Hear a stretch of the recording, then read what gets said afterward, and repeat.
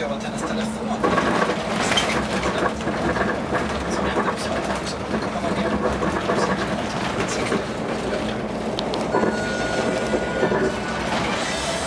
Men nu ska vi omhandla.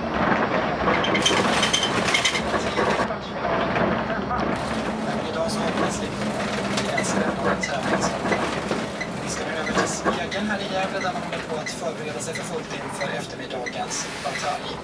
Madeleine Drake, programledare. Har du dykt upp med femteklassare än? Det kan du hoppa upp och sätta dig på. Det sitter en hel del femteklassare här. Och det är speciellt då femteklassare från Västanbys skola och Hagaströms skola. För det är nämligen de två lagen som tävlar ikväll.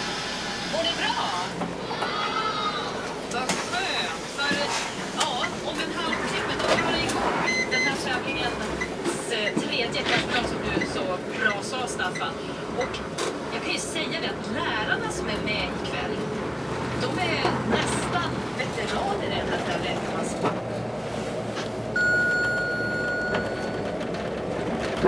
Supertioordförande till Finland framförallt partier i andra länder där man har kandidatur där man utbildas mot varandra på kongresser. Där har ju valberedningen en mycket mer central roll och har till uppgift att hitta just den kandidat som har ett stöd och som har en tydlig majoritet. Anders Jonsson, till sist, vad kan vi vänta oss under de här 2 månaderna som är kvar? Ja, det kommer att fortsätta spekulationer kring de här kandidaterna tills dess valberedningen presenterar ett förslag. Men då kommer de att ha ett förslag. Och jag tror inte det kommer att finnas några andra kandidater där det väntar. Jag tror att tipset är övervägande Sven-Erik Österberg så kanske. Men jag har hela tiden trott att Mikael Damberg kan komma upp i fråga. Jag tror jag vidhåller det. De kommer på knoppen.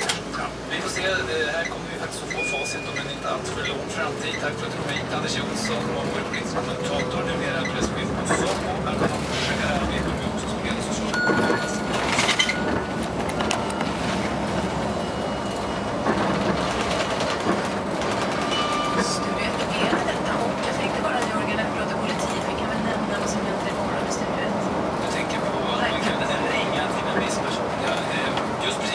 Statsministern sitter i denna studio beredd att svara på era frågor. Ni kan bara ringa in och förhoppningsvis få svar från statsministern på vilken fråga ni än har.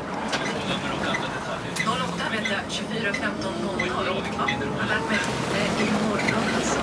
Nu så ska det handla om något helt annat här i Studio 1. Och det är nämligen asylsökande flyktingar som fått avslag och som har försökt ta livet av sig. De har nämligen placerats i polisens lokaler med bara en madrass och utan vårdkunnig personal i väntan. Sen i höstas handlar det om ett 10-tal personer från det Ska du längre upp eller? polisens arrest. Ska du längre upp? Göteborg normalt Grav här. används för att gripna brottsmisstänkta och påverkade personer.